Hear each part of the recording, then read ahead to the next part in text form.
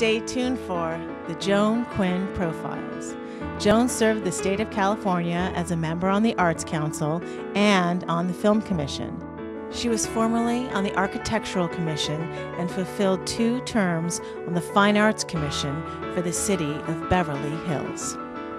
As an editor for Andy Warhol's Interview magazine, Condé Nast Publications, and the Hearst Corporation, Joan covered the world of fashion, the mysteries of food, the excitement of theater, and the international art scene. She continues to find people who are on the cutting edge of their professions. Here's Joan AGAJAINIan Quinn. Hi, I'm Joan Quinn, and welcome to the Joan Quinn Profiles. We're taping here at the Hollywood Museum in the iconic Max Factor building. It's a historic landmark. And our guests are artist Norton Wisdom and costume, fashion, couture designer Ali Rahimi. Painter, performance artist Norton Wisdom was born and raised in Los Angeles. He went to Beverly Hills High, Chouinard Institute, and at UC Berkeley, where he got an MA, an MFA, and a PhD. His main work consisted of live painting in a variety of different music venues and with different people. He's been from Japan to Disney Hall to First Congregational Church, where I saw you paint with Christoph Bull, the organist, and I was pretty amazed. You started working and showing in San Francisco, as I recall.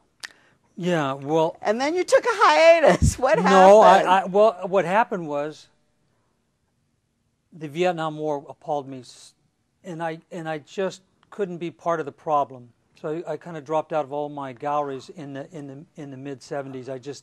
I really felt that the system had sort of didn't deserve to enhance it in any way. Well, it's funny because you are in a lot of private collections. You're in the permanent collection of a lot of museums like La Jolla and Milwaukee and Orange County. And what happened during that time that you stopped? And then how did you get back into these collections? Well, I stopped. What happened was I was actually teaching at Berkeley, and I got a call from I was a part-time LA County lifeguard at the beach. Oh right, here we are, Malibu. And I got a call. I got a call. Said, "Would you like a full-time job?" And I left Berkeley that night.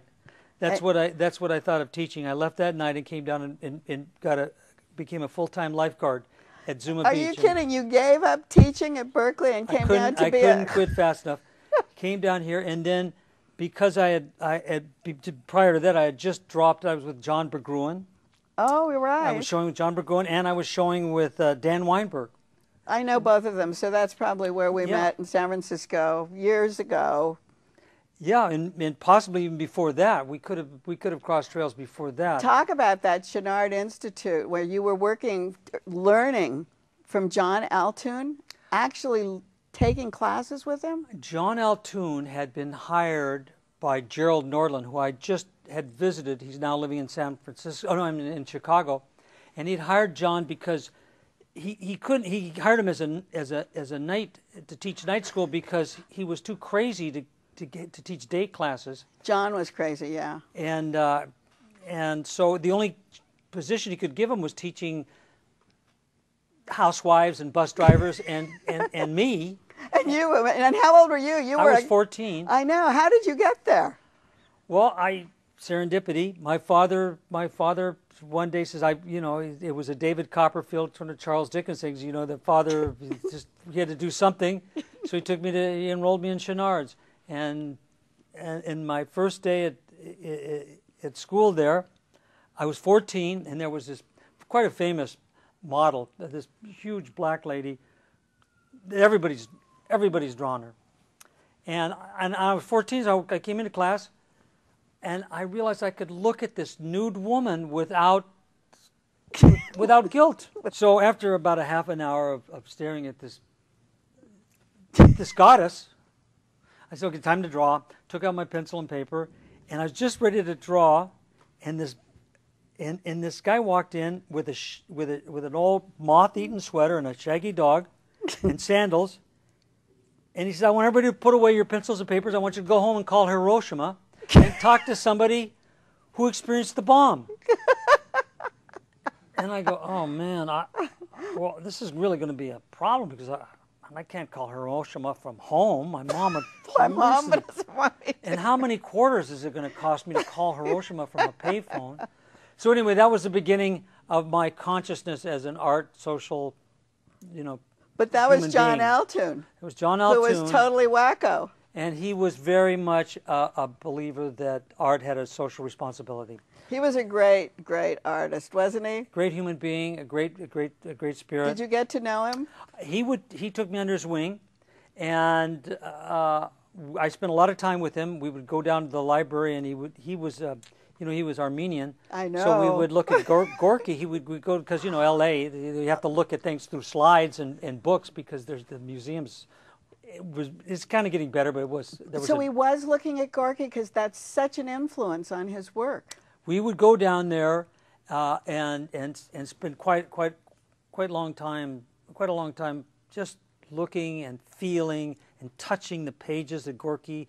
With the power and the masses of color, and for a while it was really germane in my work. Everyone thought that John's work was like, drug-induced, but I could see the Gorky so much.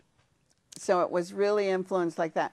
Did that influence you when you started doing performance? I think if you look at my body of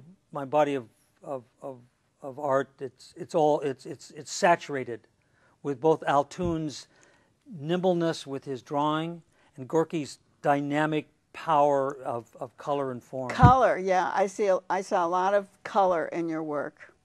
Yeah, it's always there. It's always there. It's the kernel that was planted by John in those days, and also social responsibility and consciousness. But that was when you were 14. Then you went all the way through. You went through all your education. You became a lifeguard, which was really great. I mean, why live in L.A. unless you were a lifeguard? I can't imagine living here unless you... Exactly. So then, and we talked about your performance. Is that when that started? What is the performance? Well, actually, I would hang out at Venice West Cafe in Venice with John and Wolfer and a bunch of the teachers from Berkeley. I mean, from Chenard's, and I'd always draw. Oh, Wolfer. Yeah, well, Emerson would. Emerson. Yeah, and Nob, and all these guys. They all Nob had those feelings, didn't they? Emerson's work was kind of like that too. And Nob. Anyway, it was really a bohemian beatnik kind of environment. That's so great. And so I'd go down there and listen to poets and draw, at the cafes. There was always a multimedia thing going on. There was no discipline. There was no blockades between each one of the disciplines. So that being said, then I went to Berkeley, and there was a lot of. I was very much doing performance art. It just in all this stuff had just started to flower. Oh, that's when it was. So I was doing stuff with Peter Seltz, who was the director of the Berkeley Museum, and doing a lot of performances there. And anyway, but what happened was, so I dropped out because of Vietnam. I just didn't want to be part of this, I don't know, a social cancer that I didn't see curable. And by the late 70s, serendipitously, somebody saw my stuff in Germany, and I started showing in Germany. By the late 70s, I was showing again my art in Germany, and I had a show in Munich in '81, and at the dinner party after the show, I was having dinner with Werner Herzog and this other great sculptor, and at that same time as my show, Reagan was promising to neutron bomb Germany to save the buildings from the Russians, because Russia was big, yeah. And the Germans were all upset about being neutron bombed, and for some reason. And so anyway, so Werner and I thought that we couldn't just be in our ivory towers, that we had to really get out and and be part of part of this huge demonstration. And that's when you... No. No? Then Verna and I got this, we just came up with this project that we were going to go, I was going to go paint on the Berlin Wall. Right, that's what I thought. and he was going to auction off, because he was at the height of his sort of celebrity-ship. He just got back from Aspen, and they had, and they in the film community Filming, yeah, right. had lauded him as being saving cinema. So he was, you know, at the top of his game. So we're going to go do this, and then at dinner, Verna and I got in this huge argument. That's a great story, but it's, you know, that goes on for hours. So anyway, that never happened. I went to the Black Forest to do this mural, but in the Black Forest, I went for this big run, and I had this Gestalt flash: do what you do best, but do it at the Sistine Chapel. Oh, Sistine Chapel. So I'm going, what does that mean? Do what I do best? Well, I'm not a cobbler. I'm a painter, abstract painter. That's what I do best. And the Sistine Chapel, what's that? And I go, well, the Sistine Chapel is it's the division between the medieval world and the Renaissance. It's you know, between good and evil, right? The Last Judgment. It was just this great wall between all these great issues. And I go, well, that's the Berlin Wall. Oh, that's where you went. Oh, that's why you went there, right? Yeah. So I left that night and flew to Berlin, where I painted on the wall for 3 days. Oh, because you were in Munich, so we went to Berlin and painted the wall on the wall. And I couldn't paint on the west side because it was forbidden. In '81, you couldn't touch the wall. Oh, so you went to the east side? So I had to jump over the wall in Vetting, and I did this 150-meter mural. Oh, wow. And I had to paint at night by the lights of the machine gun towers and stuff, all this stuff. Yeah. And after it was over, I jumped back into West Berlin, and I was arrested for leaving Berlin without a visa, yada, yada, yada. And then I just said I just couldn't go back into my studio and isolate myself. Oh, that's so interesting. At that time, when I was painting in my studio, musicians would come over and hang out in my studio while I painted. Some great musicians from like the Iron Butterfly and stuff. So. And you did something with the guitarist Nels Klein. You also, what I wanted to, the last time I saw you painting was at the First Congregational Church in L.A., and Christoph Bull was playing the organ, and you did 2 or 3 pieces, and it was fantastic. They had these, it was just like a rock opera, really, rock thing. They had the big screens up, and you were just painting away. Do you know what you're going to paint before you start? Well, Christoph won't let me know what I'm going to paint. You know, so it's all just... He refuses to give me any clue of what he's going to play, and he's very mean about it, very mean-spirited. I mean, most people just don't tell me. He makes sure that I don't know. But what about the other artists? Do you collaborate with them? I do stuff. I do some stuff with Robbie Krieger from The Doors. I do stuff with The Doors, and they play their big hits, so you kind of got an idea. You have an idea, right? Right, but since I have a very small mind, I don't remember what the idea is. By the time I walk on stage, I've forgotten what the idea is. And we have to leave, but just tell me, you have a big glass piece. I paint on a canvas. Black? I paint on a. It's like plexiglass. It's actually bulletproof. It's a polycarbonate because sometimes I have to get behind it with the people I tour with.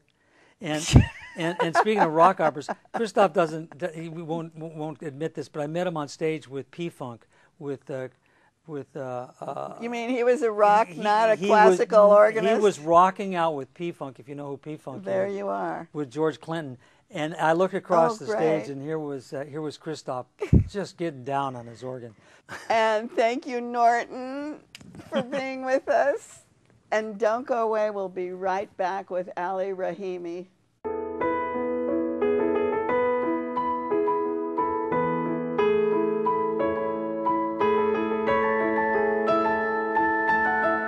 Hi, I'm Joan Quinn, and welcome back to the Joan Quinn Profiles. We're here at the Hollywood Museum, taping in the historic Max Factor building, and our guest is designer Ali Rahimi, who was born in Tehran, educated in prestigious boarding schools in England, and found his way to the States, where he graduated from the Virginia Marti College of Art and Design. Because of his love and the background of design, he is a couture designer with that great tradition. And he opened a charming salon on La Brea Avenue called Mon Atelier. He designs one-of-a-kind garments which have been worn by Tony, Golden Globe, Academy Award, and Music Award divas like the Jackson family, Fran Drescher, Sharon Osbourne, Elaine Page. I'm going to go on. Jane Lynch, Angelica Houston, and my favorite 60s pink suit that was on Reese Witherspoon. Is that her name? Witherspoon. Thank you. Reese Witherspoon in Legally Blonde too. So how did you find your way to Virginia Marti School from England? Well, I planned on coming to the United States and figured I would go to New York to design school. I was 17 at the time. My parents would not let me move to New York City by myself. Very unreasonable of them. Oh. So they said, if you want to live in the States, you have to go live with a relative. And my only relative in the States had just moved to Cleveland, Ohio as a professor teaching at Case Western Reserve University. And so I had to find a design school. Well, we know Case Western, but do we know Virginia Marti? You probably don't know Virginia Marti. I'm on a campaign to make sure that everybody knows about that Oh, that's a school, good idea. Good. Just because it's a fantastic school for anybody who's really, really interested in the art of design and couture. But were you really planning to be a designer, or were you Yes. going to art school? No. I knew from a very young age that I wanted to design. I didn't know what the job was called, and I didn't honestly know that designers could be men when I was younger, but obviously I learned that. But you were in England, and there were so many design schools and Yes. so many art schools. Did you ever consider that? My family had planned on moving to the States at some point. Oh, I see. So having been in boarding school and having been separated from my parents for such a long time, the plan was for all of us to sort of congregate and get together in the States. So I was sort of the pioneer out this way. Was it a big family? No, I only have a brother, a fantastic brother, but it's just the two of us. He's not a designer. He's not, he's a doctor. He got the brains in the family. And also probably made your parents so happy in the beginning. They're very proud. But yes. now, they're very proud. But now they have. They're actually, they're fantastic. Once my dad came around to accepting me not going into the jewelry business, which my entire family is in. They're either doctors or jewelers. Right. That's a good combination. There are no other options. So I was the black sheep in that sense. But he's so lucky because you've done such a fantastic job. And your little atelier, we say little, but the showroom runs as long as this Hollywood Museum Well, floor. relatively, it's small for the kind of work that we do. And tell me what kind of work that is. I really sit and meet with every client that walks in through the door, and the concept of simple and elegant is different to every lady that comes in. So for me, meeting several ladies a day, talking about what they would like to have is a fantastic way for me to earn a living. I get to sit down and design something for them that really not only fits the body, but also fits the occasion, and it's appropriate for what they need. But you're talking about society women coming in, I'm social talking about ladies. everybody. Everybody. Everybody Because that comes in. we just mentioned this string of celebrities who come to you. Yes. And do you spend the same kind of time with Absolutely. those celebrities? Yes, Oh, you absolutely. There have been a few times where I have sent clothes out through a publicist, or somebody would come in and ask for a variety of garments for a celebrity to choose from. But ultimately, they all come in and they all get treated the same way. They all get treated with the love and respect. And I was going to my say full kid attention. gloves because you're Absolutely. so sweet. And you walk Thank in you. and John, your partner, Yes. He really runs the business. I just sort of show up and do my little thing every day, but he really runs he the has business. his candle burning and his tea got- ready. yes, yes. And it's awesome. It's a very lovely, Well, lovely it's, the situation. whole concept of it, the whole idea of it was the seed of it was planted many, many years ago when I used to go to Paris with my mother to these little tiny ateliers. So it wasn't a department store, it wasn't a mass market.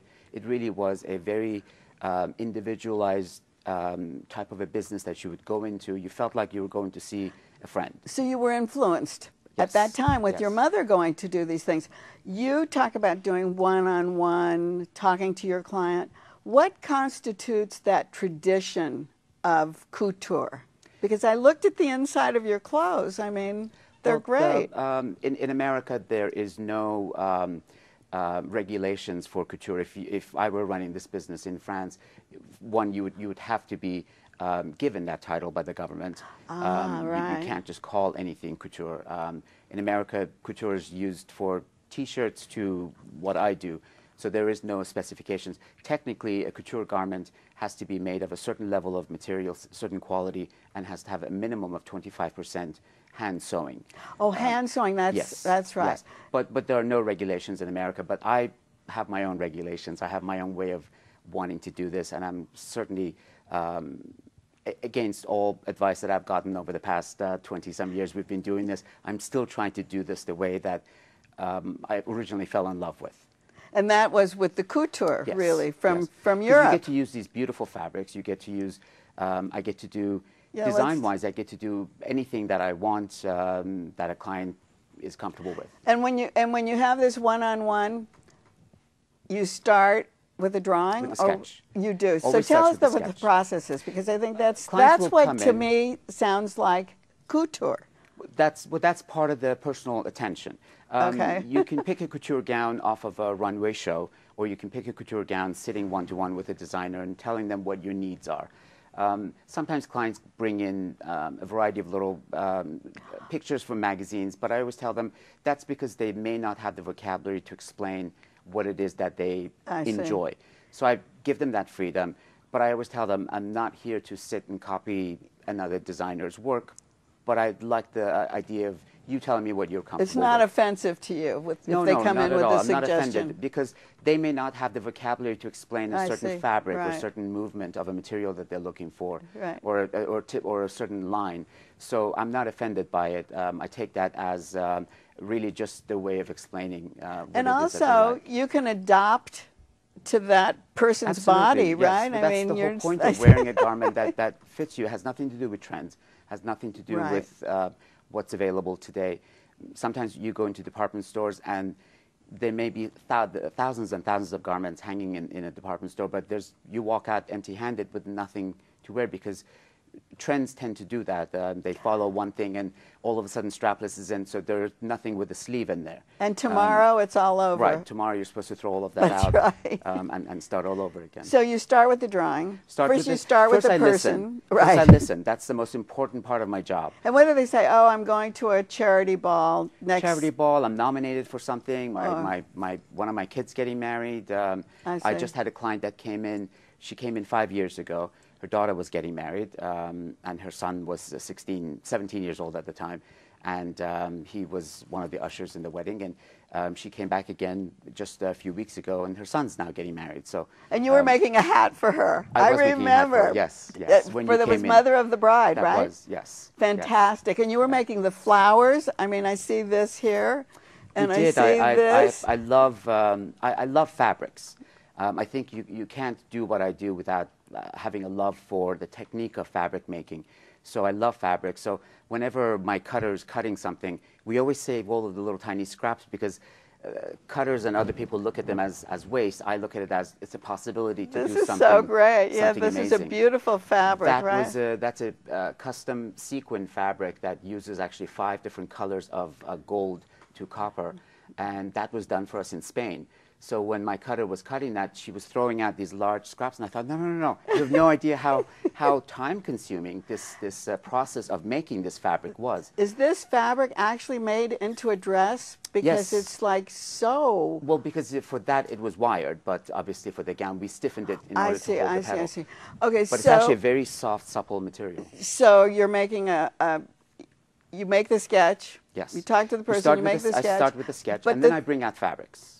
And then they choose fabrics like. I help them choose the materials. I like that, this. for instance, is a vintage 1950s fabric. That gown actually went to the Met Ball about 15 years ago when the Met did a retrospective of Christian Dior. Oh, it's so beautiful. So it was a beautiful. It originally is a Dior printed fabric by Abraham Silks. Really quickly, let's go through. Jane Lynch, one of my favorite people, favorite comedians. She's been working forever, but then got discovered with Glee. Golden Globes. Golden Globes. She's been nominated. She won an Emmy in that gown, and she trusted me with her. Barbara Hershey. Barbara Hershey. She was nominated for BAFTA. I was very, very honored to work with her as well. And Elaine Page. She was very fun. We Great voice. Fantastic voice. I saw Elaine Page many years ago when she was doing Cats. So did I. Wasn't it great? So was it a thrill for you to do that? I actually didn't get to meet her. At first I could, when Michael Childress called and said, please come to to Palm Springs. We went there. It happened to be 114 degrees, and poor Elaine she was so fantastic. And you were doing a fitting? We brought gowns up there because did? she needed some photographs for a new album, and we didn't know how many, so we took 20. And Michael said, let's try them all on and see how much we can get through before the sun goes down. Oh, so fabulous. She tried on one gown after another, and we did an entire day of. He had this idea of Elaine jumping in the pool. I said, no, not in my clothes. I said, nowadays you can computer improvise that. So splash water on her afterwards. And I think before we leave, this is the great That was really suit. fun. That was really fun to do. How many did you make? We originally designed 15 outfits for her. We did. They went through the process with the producers. Now 10 of them got chosen. We did muslin fittings in 10. I had to find pink muslin to make sure that the camera could read it well. And then eventually, I think about 5 of them showed up in the movie. We actually made more garments. And then can they copy it, or are you like the costumer in that respect? There was a costumer on the, Sophie Carbonell was the actual costumer on the show, but I was asked to do these garments for her. And we did some fittings, and we actually bought vintage fabric from the 60s. You did. So that actually is a vintage fabric from the 60s. I think I got married in a pink suit like you this in Palm Springs. Hope it wasn't hot. It was very hot. But it was also that fabric that you're talking about. I think that's why I love that so much. Well, we have to go. Tell us a little bit about this. My love of fabrics always constantly makes me sort of do little things. My clients are always asking me for some sort of a coverlet. So these capelets came to mind. I was watching an old movie one night and I saw something similar to that, and I thought I got to play with that idea. So that's how those came about. So you must love the Hollywood Museum. It's a fantastic museum. We've been here we live very close by. So here, you've been here, so you know everything in here. Well, I don't know everything in here, but I know quite a bit of what comes through here, and we just absolutely love it. For somebody like me that grew up watching movies and having movies be so influential, to actually get to see the nitty-gritty parts of these costumes and the way they're sewn and the snaps and the buttons. So different than what you do, the costumes and It is. Yeah. It is. Costumes are different, and understandably so. They are oftentimes shot. There's like a second of a costume on the screen. So there are times that they need to do it much faster. But what I do is really captures a garment, and a garment that needs to be held on to for many, many years. And I'm so glad you came to talk to us. Thank you for asking me. Ali, thank you so much. Thanks for watching the Joan Quinn Profiles. Keep writing to JAQUINN1 at AOL.com.